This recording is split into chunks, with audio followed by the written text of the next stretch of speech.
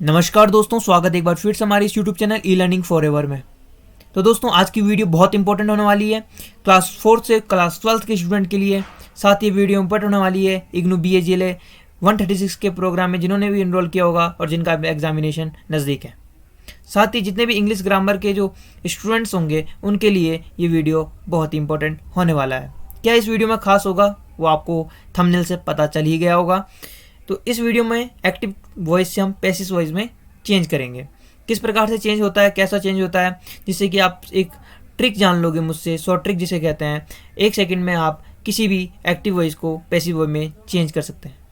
अगर आपने अभी तक इस वीडियो को नहीं देखा तो इस वीडियो को भी जरूर देख लें। इसमें मैंने आपको बताया किस प्रकार से आप एक पोर्टफोलियो का निर्माण करते हैं, किस प्रकार से एक पोर्टफोलियो क्रिएट होता है। तो चलिए आज की वीडियो को स्टार्ट करते हैं।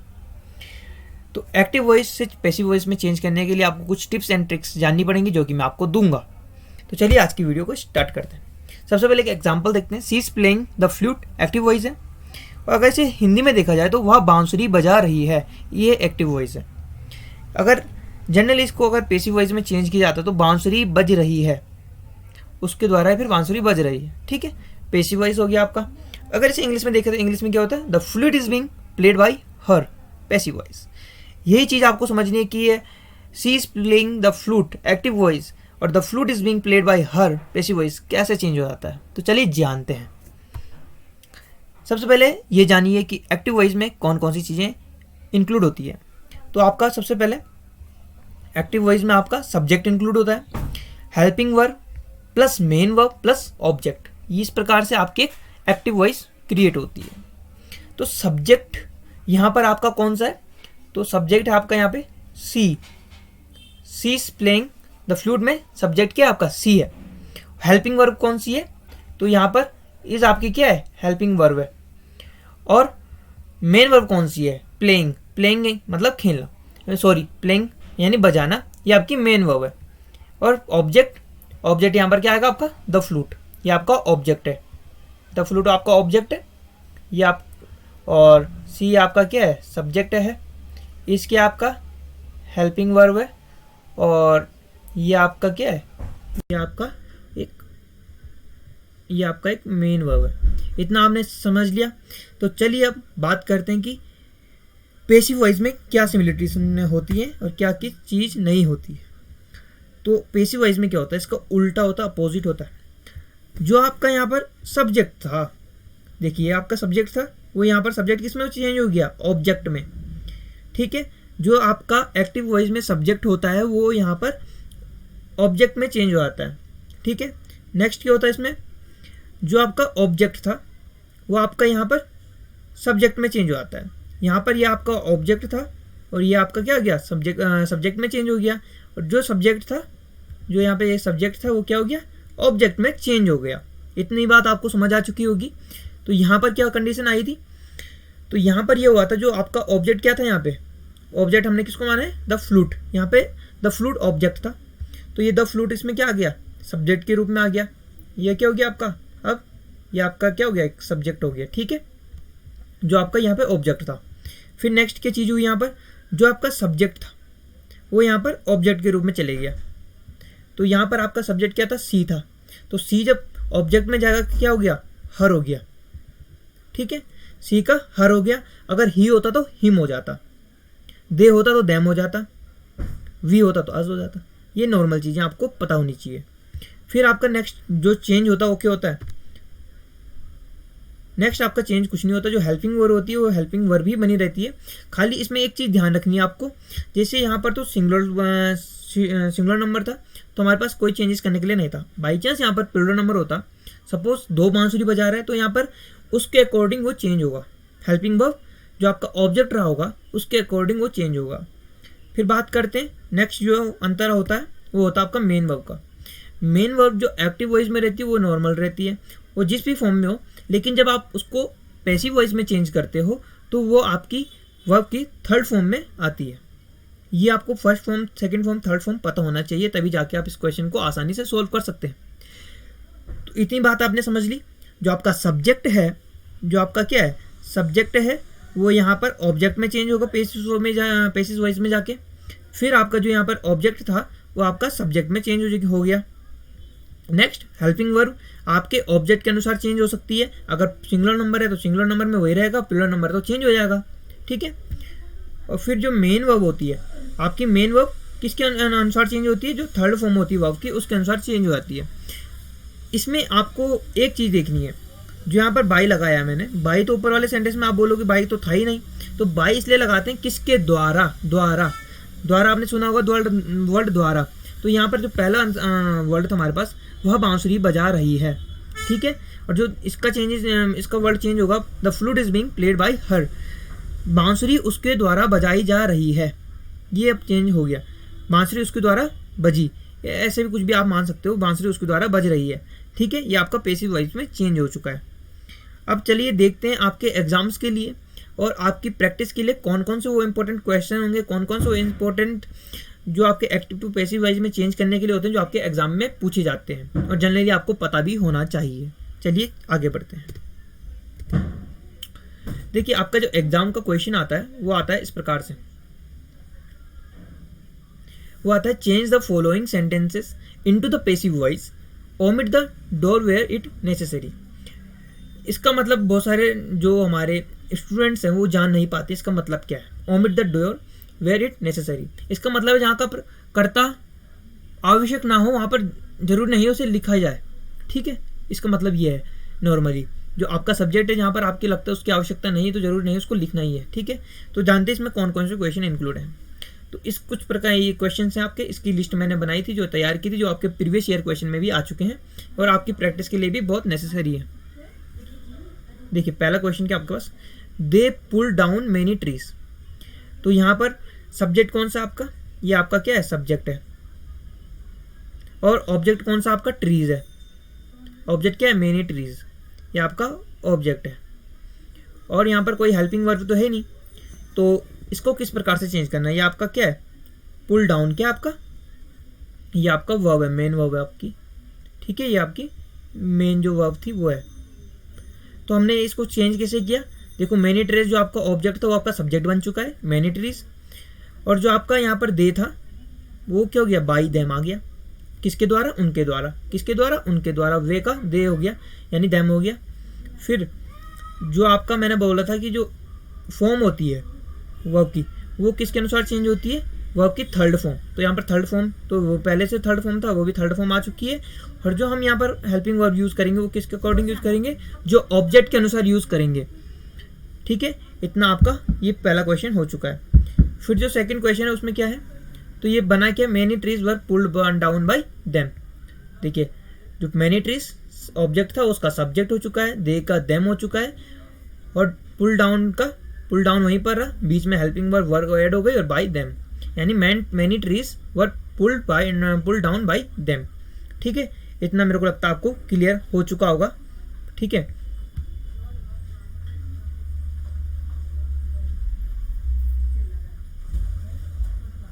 इन्हें मिटा देता हूं ताकि आप लोगों को बाद में कंफ्यूजन ना हो। देखिए अब जो नेक्स्ट दूसरा क्वेश्चन हमारे पास वो क्या है, देखिए अब यहाँ पर क्या कंडीशन है, यहाँ पर बीच में आपका जो ऑब्जेक्ट है वो बीच में आ रहा है और जो सब्जेक्ट है वो तो अपनी जगह पर ठीक है। देखो वी आपका क्या है, यहाँ पे वी आपका क्या आ गया, सब्जेक्ट आ गया, और वाटर यहाँ पर क्या है, ऑब्जेक्ट, ठीक है। वाटर आपका क्या है, यहाँ पर ऑब्जेक्ट है। तो इसको चेंज कैसे करेंगे आप, वाटर इज, वाटर आपका क्या आ गया, इधर आ गया, और वी का कहाँ, वहाँ वी यहाँ पर आ गया आपका, ठीक है, वी का अस हो गया। तो water is made by us from a mixture of hydrogen and oxygen. Question क्या था, we make water from a mixture of hydrogen and oxygen. ये क्वेश्चन गाइस जनरली आपके एग्जाम में पूछा जाता है और प्रैक्टिस के लिए बहुत मोस्ट इंपॉर्टेंट क्वेश्चन यह होगा। We make from a mixture of hydrogen and oxygen. तो इसका कैसे किया आपने, वाटर को इधर ला गया, वाटर जो ऑब्जेक्ट था वो सब्जेक्ट बन चुका है, वी का अस हो चुका है, और वाटर क्या आपका सिंगुलर नंबर में आएगा 1%, तो उसको इज आप करोगे यहाँ पर, और मेड का मेड आ जाएगा क्योंकि थर्ड फॉर्म में यूज होता है। तो जनरली हमारे पास क्या बन चुका, अब वाटर इज मेड बाई अस, इतना तो आपका यहीं पर चेंज हो गया। और बाकी जो कंडीशन दी थी from a mixture of hydrogen and oxygen, ये आपको सिंपल सा लिख देना वापस, आपको ये क्लियर हो चुका होगा। अब जो नेक्स्ट है थर्ड हमारे पास, उसमें क्या है, someone hit my car from the back. बहुत ईजी क्वेश्चन है। तो यहाँ पर क्या हो गया, जो माई कार हो गई आपका क्या हो गया, ऑब्जेक्ट हो गया। आपको सबसे पहले ऑब्जेक्ट और सब्जेक्ट को पहचानना है। वर्ब तो आपको जनरली पता चल जाती है, लेकिन object and subject are most important factor. ठीक है, तो माई कार यहाँ पर क्या हो गया, आपका ऑब्जेक्ट हो गया, तो यहाँ पर हमने सब्जेक्ट में इसको लिख दिया। समवन आपका क्या हो गया, समवन आपका सब्जेक्ट था, तो ये ऑब्जेक्ट में आ चुका है। और फ्रॉम द बैक ये आपका यहीं पर जनरली यहाँ पर लिख देंगे आप। और तो इसका कैसा बनेगा, my car was hit by someone from the back. और क्वेश्चन क्या था, someone hit my car from the back. अब इसका क्या बना दिया आपने, my car was hit by someone from the back. ठीक है, जो माई कार आपका ऑब्जेक्ट था वो यहाँ पर सब्जेक्ट बन चुका है, समवन आपका ऑब्जेक्ट बन चुका है। वर्ब की थर्ड फॉर्म आएगी तो was hit by someone from the back. ये भी आपका कंप्लीट। फोर्थ है आपका, the principal unfolded the flag on Independence Day. तो आपका ऑब्जेक्ट क्या हो गया, यहाँ पर ऑब्जेक्ट आपका द फ्लैग हो गया, और द प्रिंसिपल आपका क्या हो गया, बस सब्जेक्ट हो गया। तो सब्जेक्ट को कहाँ पर ले जाना, ऑब्जेक्ट पे। तो यहाँ पर ये आपका क्या आ गया, ऑब्जेक्ट आ गया, और यहाँ पर आपका सब्जेक्ट बन जाएगा। द फ्लैग यहाँ पर आपका सब्जेक्ट, ये आपका ऑब्जेक्ट। पहले आपने ये चीज़ें देख ली। उसके बाद अनफोल्डेड को आप अपनी मेन वर्ब की जगह रखो, और जो मेन वर्ब में आपको क्या करना है, हेल्पिंग वर्ब ऐड करनी है। आपने वॉज कर दी, बहुत बेहतरीन, और फिर बाय लगा के इस क्वेश्चन को एंड करो। ये जनरली आपका क्वेश्चन का आंसर हो जाता है। तो क्या बन जाएगा हमारे पास, the flag was unfolded by the principal on the Independence Day. ठीक है, ये भी आपको समझ आ गया होगा। फिर है मैडम क्यूरी डिस्कवर्ड रेडियम। ये क्वेश्चन आपका प्रीवियस ईयर क्वेश्चन पेपर में आ रखा है, इसलिए मैंने इसको ऐड किया। इजी क्वेश्चन है। तो इसका क्या हो गया, रेडियम में आपका ऑब्जेक्ट, मैडम क्यूरी आपका सब्जेक्ट। इतने दो चीज़ आपने यहाँ पर देख ली। और ये आपकी मेन वर्ब को आप ऐसे ही नीचे लिख दो। रेडियम सब्जेक्ट में आ चुका है, मैडम क्यूरी ऑब्जेक्ट में आ चुकी है। डिस्कवर्ड के साथ कौन सी हेल्पिंग वर्ब यूज होगी बच्चे, वॉज। और बाय लगाने के लिए मैंने आपको बोल ही रखा कि द्वारा, मैडम क्यूरी के द्वारा रेडियम का आविष्कार किया गया, फिर रेडियम की खोज की गई। तो ये भी आपका हो चुका है। अब नेक्स्ट हम बढ़ते हैं किसके ऊपर, अगले क्वेश्चन के ऊपर। तो क्या है ये, अब यहाँ से गाइस आपका थोड़ा दिमाग यूज होगा, हल्का फुल्का, ज़्यादा नहीं, क्योंकि इसमें एक बार जिसका दिमाग बैठ गया, जिसके दिमाग में ये बैठ गई, इसकी जो ट्रिक्स हैं, तो वो आसानी से इसको कर देगा। They announce the winners of the Nobel prize in physics and chemistry yesterday. They announce, तो दे आपका क्या हो गया यहाँ पर, सब्जेक्ट। ठीक है, और विनर्स जो आपके होंगे, द विनर्स, तो विनर्स आपके क्या हो गए यहाँ पर, ऑब्जेक्ट हो गए। ठीक है, इतने तो आपका समझ आ चुका होगा। तो विनर्स को हमने यहाँ लिख दिया, दे को हमने यहाँ पर देम कर दिया। इतना तो आपको, दे का देम हो जाता है, वी का अज हो जाता है, ही का हिम हो जाता है, हर का सी का हर हो जाता है। इतनी आपको चीज़ें बारीकी से याद कर देनी है। फिर winners of the Nobel prize, ये लाइन जो ये वाली है, ये आपके ऑब्जेक्ट के रूप में थी, तो यहाँ पर हमने कर दिया winner of the Nobel prize. किस में थे, इन फिजिक्स एंड केमिस्ट्री। ठीक है, तो यहाँ पर इन फिजिक्स एंड केमिस्ट्री आ चुका आपका। फिर हमने बोला था वर्ब की थर्ड फॉर्म यूज होगी, तो यहाँ पर जनरली थर्ड फॉर्म लिख रखी है, और वर्ब हेल्पिंग वर्ब, और बाय देम और यस्टरडे। ठीक है, आ गया होगा समझ। They announce the winners of the Nobel prize in physics in chemistry yesterday. तो winners of the Nobel prize आ चुका है आपका। फिर किस में मिला उनको Nobel prize, in physics and chemistry में मिला है, ये भी आपको लिख देना है यहाँ पे। फिर जो हेल्पिंग वर्ब है वर आएगी, क्योंकि अनाउंस के साथ थर्ड फॉर्म है तो वर आएगी। इतनी क्लियर। फिर आपने थर्ड फॉर्म भी लिख दी। फिर बाय लिखना है, के द्वारा, किनके द्वारा, उनके द्वारा, दे का देम हो जाएगा। फिर यस्टरडे को यस्टरडे लिख दीजिए, ये भी आपका हो चुका है। फिर है someone broke that window yesterday in the evening. तो दैट विंडो, तो विंडो आपका क्या हो गया यहाँ पर, ऑब्जेक्ट था, और तो इसको हमने क्या कर दिया यहाँ पे, सब्जेक्ट में रूपांतरित कर दिया, चेंज कर दिया। समवन क्या था आपका, यस बोलो, सब्जेक्ट था, इसको हमने क्या कर दिया, ऑब्जेक्ट में चेंज कर दिया। ब्रोक है, तो इसका क्या हो गया, जनरली ब्रोकन। ठीक है, इसका हमने क्या कर दिया, ब्रोकन कर दिया, थर्ड फॉर्म वर्ब की। ब्रोकन के साथ क्या यूज होगा, वर्ब की थर्ड फॉर्म में क्या हेल्पिंग वर्ब लगेगी आपकी, वॉज लगेगा। ठीक है, इतना भी आपको पता होगा, क्योंकि सिंगुलर नंबर में आपका आ गया, विंडो सिंगल है, तो वॉज लगेगा। अगर विंडोज़ होता तो वर भी लग सकता था, वह लगता, ठीक है। यस्टरडे को लिख दो यस्टरडे, बाय को बाय कर दो, someone is in the evening. जो ये चीज़ें इन द इवनिंग है, आपका फिजिक्स एंड केमिस्ट्री, इनको देख के घबराना नहीं है। ये आपके जैसे ऊपर थी वैसे नीचे आ जाती हैं, इनको ज़्यादा ध्यान नहीं देना। मेन आपका ध्यान देना है ना सब्जेक्ट में, ऑब्जेक्ट में और मेन वर्ब का, 3 चीज़ का इसका ज़्यादा यूज़ होता है। हेल्पिंग वर्ब का कभी कभी यूज़ होता है। और जो आपकी सेंटेंस को बनाने वाली जो चीज़ें होती है, जैसे winners of the Nobel prize in physics and chemistry, ठीक है, तो ये चीज़ें आपकी कहाँ लगती हैं, ये चीज़ें एज इट नीचे आ जाती है, ठीक है, आपके पैसिव वॉइस में। नेक्स्ट क्या आपका, the fire brigade will put out the fire. तो यहाँ पर जो द फायर ब्रिगेड थी आपकी, वो सब्जेक्ट है, द फायर आपकी क्या है, ऑब्जेक्ट है। तो द फायर को हमने सब्जेक्ट में चेंज कर दिया, द फायर ब्रिगेड को हमने ऑब्जेक्ट में चेंज कर दिया जो सब्जेक्ट था। विल पुट, तो विल पुट तो आ जाएगा नीचे, लेकिन साथ में क्या जुड़ जाएगा, बी जुड़ जाएगा, क्योंकि आपको थर्ड फॉर्म यूज़ करनी है। हेल्पिंग वर्ब में थर्ड फॉर्म में वी आ जाएगा। फिर out the fire, out by the fire, किसने निकाला, बाय। बाय लगाना मत भूलना गाइस, बाय बहुत इंपॉर्टेंट फैक्टर है। तो बाय, ये चीज़ आपको आ गई होगी। The fire will be put out by the fire brigade. Okay, अब नेक्स्ट आपका 9th, they have cleared all the roads in this area due to VIP movement. तो दे आपका क्या है, सब्जेक्ट है, और जो all the roads in the area have been cleared by them due to VIP payments. तो all the roads क्या आ गया आपका, यहाँ पर ऑब्जेक्ट आ गया, ठीक है। तो ऑल द रोड्स को आपने क्या कर दिया, यहाँ पर सब्जेक्ट में चेंज कर दिया गाइस। फिर इन द एरिया मैंने जो बोला, एजिट आ जाएगा नीचे, इन द एरिया, ठीक है, एजिट नीचे आ जाएगा। इसके साथ वर्ब भी थर्ड फॉर्म के साथ क्या लगेगा, बीन भी लग जाएगा, हैव बीन हेल्पिंग वर्ब में। और क्लियर तो आपके पास था ही पहले थर्ड फॉर्म में।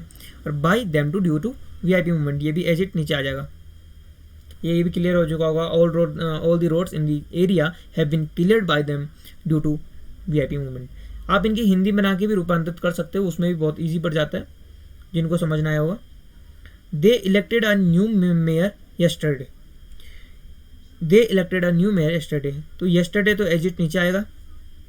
न्यू मेयर क्या आपका, न्यू मेयर ये आपका ऑब्जेक्ट था, तो इसको आपने क्या करना है, सब्जेक्ट में कर देना है। दे क्या आपका सब्जेक्ट था, इसको क्या करना है, ऑब्जेक्ट में करना है, ठीक है। इलेक्टेड है, इलेक्टेड के साथ हेल्पिंग वर्ब क्या आ जाएगी, वज आ जाएगा, क्योंकि सिंगुलर नंबर में क्या है, अ मेयर। ओके, तो अब क्या बन जाएगा हमारे पास, a new mayor was elected by them yesterday. ठीक है गाइज, तो ये कुछ था आपका जो कि आपका यूज होगा किसमें, tips and tricks of active to change passive voice. लेकिन गाइज रुको, इसमें एक और चीज़ इंपॉर्टेंट है, जो भी इग्नू BEGLA के स्टूडेंट्स हैं उनके लिए ये बहुत इंपॉर्टेंट है, क्योंकि उनको क्वेश्चन है, सर हमको ये इंपॉर्टेंट बताइए कि BEGLA 136 में जो एग्जामिनेशन में पूछे जाने वाले वर्ड्स हैं जिनका सेंटेंस में रूपांतरण करना पड़ता है वो कौन कौन से हैं।